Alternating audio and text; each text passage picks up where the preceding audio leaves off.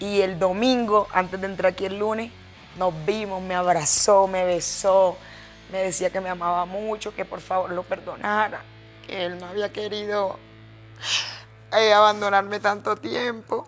Y aprovecho, Alexa, para decirte que nunca ha sido con mala intención, que las regiones es algo natural del país y yo he cambiado ese prototipo del humorista barranquillero. No. Carola.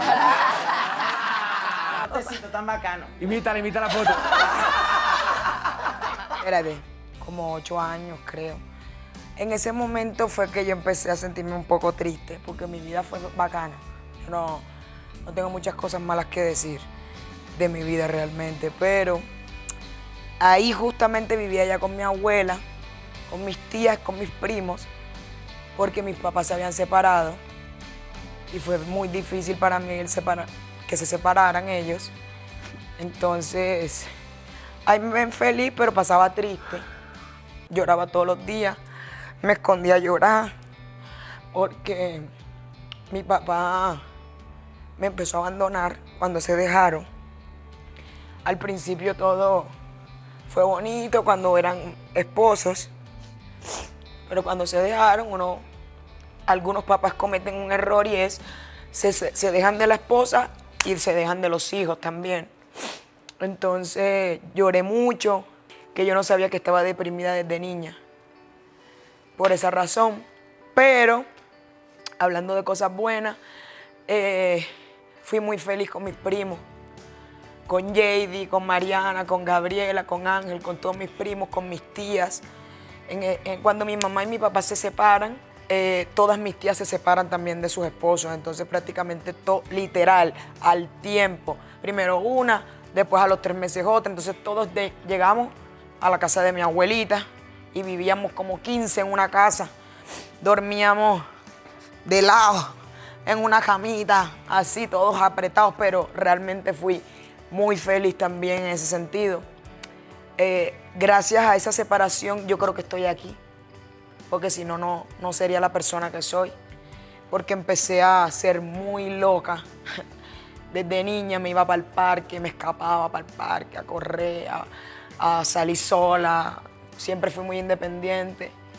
Le diría a Carol que en ese momento empecé a soñar que yo iba a ser famosa.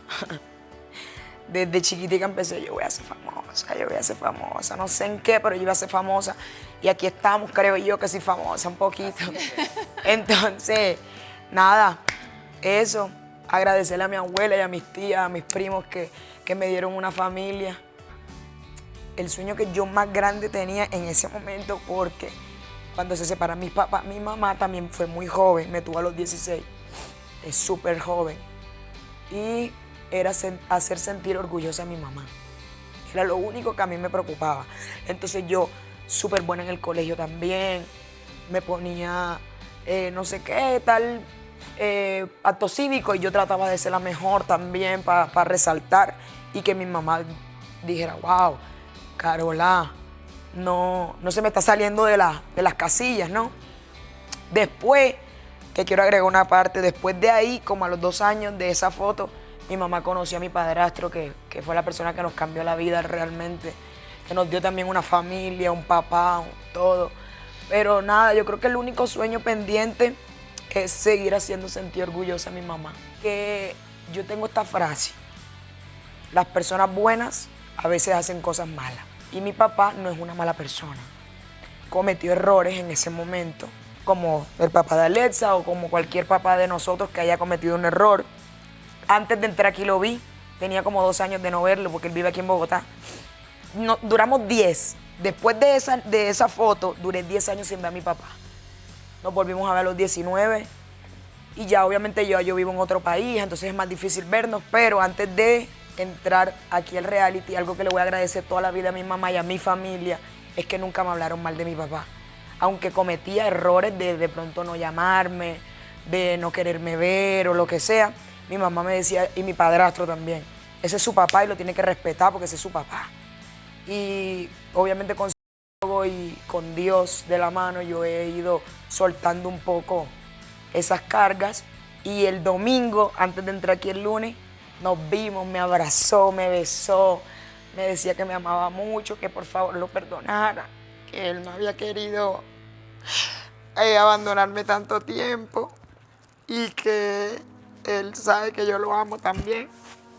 Y, y nada, yo realmente, ese es mi dolor más grande. Yo creo que de verdad yo no tuve una mala infancia en ningún aspecto, a mí no me maltrataron, gracias a Dios.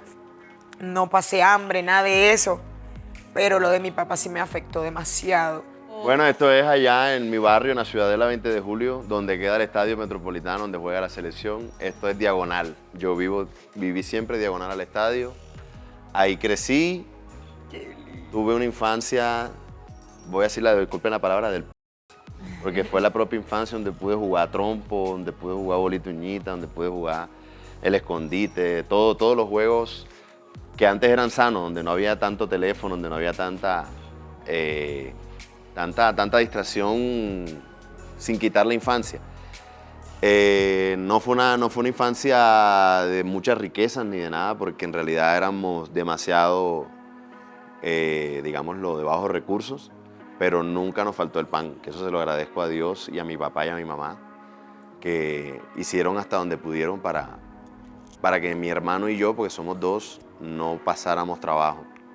Siempre me veían así, bien cambiadito, a pesar de todo, que todo lo que hago lo hago para que se sientan orgullosos de mí.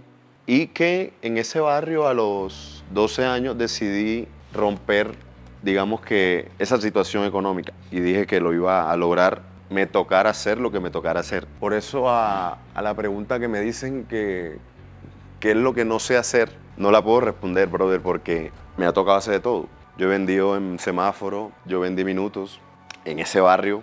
A los 12 años ya dejé de ser niño y me dediqué a tratar de sacar adelante a mi familia. Y repito, no lo hice yo solo, lo hicimos todos. Mi papá, que es optómetra de profesión, le tocó irse a manejar taxi y lo hizo con orgullo. En ese mismo taxi me llevaba a RCN Radio en Barranquilla, que por eso estoy aquí, porque le agradezco a esas 3 letras que me cambiaron la vida. RCN, tanto en radio, trabajé en La Mega, trabajé en Rumba, y mi papá me llevaba, y ahí fue cuando ya la vida empezó a sonreírnos. En el 2014 se empieza a hacer viral mis videos con el Mundial de Brasil, cuando yo narraba, por eso sé narrar. Después, mi sueño siempre era la música, pero en el humor me sonrió primero, y ustedes saben que en este mundo es la oportunidad que nos toca. Luego vine a Bogotá, entonces aquel peladito de ese barrio, que es un barrio popular de Barranquilla, que vendía minutos, que quieran o no, sí hay como un estigma por la piel, por todo, y porque somos costeños, de pronto no nos entienden mucha vaina. Y aprovecho, Alexa, para decirte que nunca ha sido con mala intención, que las regiones es algo natural del país, y yo he cambiado ese prototipo del humorista barranquillero que no llega a Bogotá, precisamente porque el dialecto es muy marcado. Y esa fue mi tarea y me la puse desde el 2017. Y en el 2018 este canal me da la oportunidad de grabar MasterChef. Y ahí Wanda Caribe ya es una imagen del país. Y empecé a llegar a regiones donde nunca me imaginé. Le cambié la vida a mis papás, le cambié la vida a mi hermano que vive en Francia. Tuve la oportunidad de ayudarlo a pagar sus estudios, vainas que a este peladito jamás se le hubieran ocurrido porque no era posible. Y hoy, gracias a Dios, más de 200 algo personas dependen de este peladito. Y eso es mi motivación para estar un día más aquí y un día a la vez y otro día y un día.